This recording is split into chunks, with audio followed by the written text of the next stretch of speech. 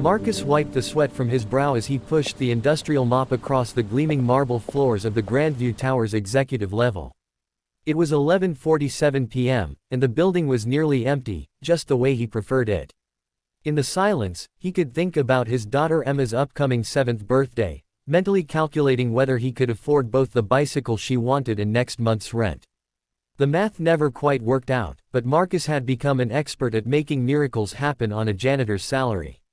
He'd been doing it alone for 3 years, ever since his wife passed away, leaving him to navigate the beautiful chaos of single fatherhood with nothing but determination and an ocean of love. The elevator chimed unexpectedly, breaking his concentration.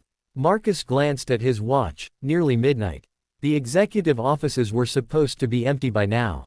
He continued mopping, figuring someone had just forgotten something at their desk. But then he heard voices. Sharp, angry voices that made the hair on the back of his neck stand up. "You think you can just walk away from us, Ms. Chen?" A man's voice growled. "You owe us." That FDA approval wasn't cheap to arrange. Marcus froze, his hands tightening on the mop handle. Through the frosted glass of the conference room, he could make out several figures, 3 large men surrounding a smaller frame. He recognized the woman immediately. Catherine Chen, the CEO of Biomedics Solutions, the pharmaceutical company that occupied the top 12 floors of this building. He'd seen her dozens of times, always impeccably dressed, always moving with purpose, always offering him a genuine smile and a "good evening" that made him feel seen rather than invisible. "I'm not paying bribes," Catherine's voice was steady, but Marcus could hear the underlying tremor. "And I'm going to the authorities. This company will succeed on merit, not corruption." Wrong answer. Marcus heard the unmistakable sound of a safety clicking off. His heart hammered in his chest. Every instinct screamed at him to stay hidden, to stay safe, to think of Emma waiting at home with the neighbor who watched her during his night shifts. If something happened to him, what would happen to his little girl? She'd already lost her mother. The thought paralyzed him for a precious second. But then he thought of Catherine Chen's kindness, how she'd asked about Emma last week, how she'd remembered his daughter's name. He thought about what Emma would think of him if he stood by while someone was hurt. What kind of father would he be teaching her to become? Marcus moved before his fear could stop him. He grabbed the industrial cleaning cart and slammed it through the conference room doors with all his strength. The crash shattered the tension like breaking glass. "Security's on their way," he shouted, hoping the bluff sounded convincing. Buildings surrounded. The 3 men whirled toward him, and Marcus saw the gun clearly now. For a terrifying moment, he locked eyes with the holder, a cold, calculating gaze that made his blood freeze.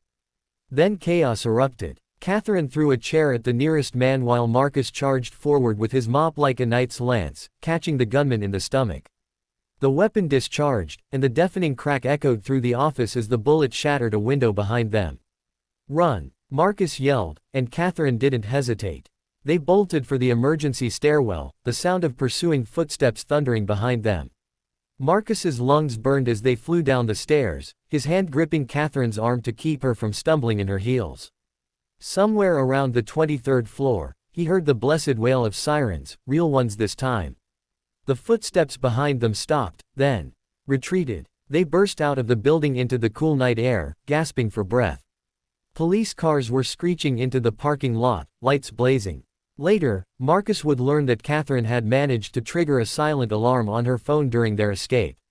The 3 men were caught trying to flee through the parking garage. At the police station, wrapped in shock blankets despite the mild evening, Catherine turned to Marcus with tears streaming down her face. "You saved my life. You have a child," the officer told me. "You could have been killed, and you still," her voice broke. Marcus thought of Emma's face, the gap-toothed smile that was his entire world. "I couldn't let them hurt you," he said simply. "My daughter needs to know her dad did the right thing, even when it's scary." That night, Marcus returned home as the sun was rising, holding Emma tight enough to make her giggle and complain. He didn't tell her everything, she was too young for the full truth, but he held her like she was made of starlight, grateful beyond words for another day with his miracle. 3 weeks later, Marcus was called to the building manager's office. His stomach dropped, assuming someone had complained about the damaged conference room or his absence during those police interviews. Instead, he found Catherine Chen waiting for him. "Mr. Williams, she said, standing to shake his hand. I've been looking for you. What happened next unfolded like a dream. Catherine explained that she'd been horrified to learn about Marcus's circumstances, a single father working night shifts at minimum wage, struggling to provide for his daughter. The thing about being a CEO, she said softly, is that you have resources. And I've been thinking about the best way to use mine. She'd established a scholarship fund in Emma's name, full tuition, room, and board for any college she chose.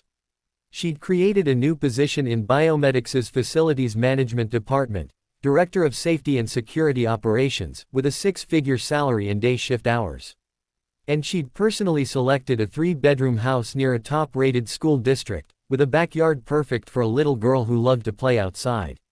This isn't charity, Catherine insisted when Marcus struggled to find words. You gave me my life back.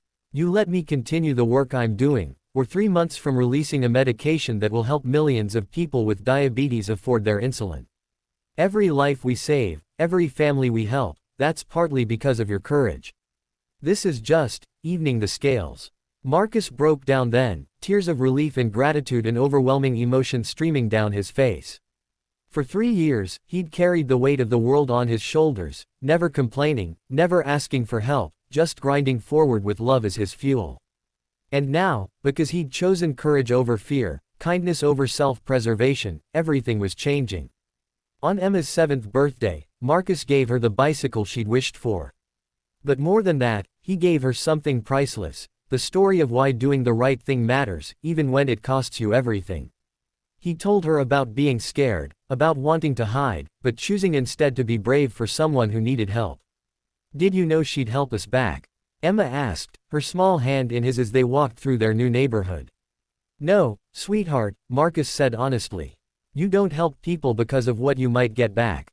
You help them because that's what makes us human. That's what makes life worth living. Sometimes the universe rewards the selfless, not because they seek recognition, but precisely because they don't. Marcus learned that courage isn't the absence of fear, it's choosing love over fear. Again and again, even when the cost seems impossibly high.